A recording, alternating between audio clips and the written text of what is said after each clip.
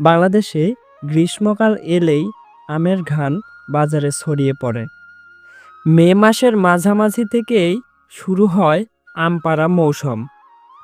এই সময়টাতে দেশের বিভিন্ন অঞ্চলে, বিশেষ করে রাজশাহী, চাঁপাইনবাবগঞ্জ ও সাতক্ষীরাতে আম পাড়া হয়। চাষিরা খুব ব্যস্ত সময় পার করেন এই মৌসুমে।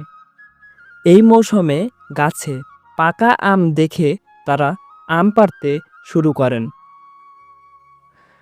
আম বিভিন্ন জাতভিত্তিক হওয়ায় বাগানীরা ধাপে ধাপে আম পাড়তে শুরু করেছেন। হিন্দু কুটিটাই বেশি, আর তারপর ভাঙমু খিরসার পর ভাঙমু গোপালভোগ, এইগুলা সব জাত আছে।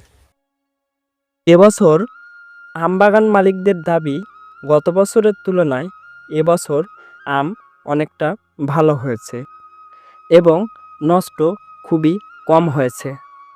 আর বছরের তুলনায় এবছর আম মোটামুটি ভালো আছে এবং নষ্ট কম। গাছ থেকে পাকা আম পাড়ার পর সেই আমগুলো বিক্রয় করার জন্য নিয়ে আসা হয় বাজারে। আম পাড়ার এই মৌসুম শুধু ফলন বা ব্যবসার জন্যই নয়, এটা গ্রামীণ জীবনে এক আনন্দঘন সময়ও বটে।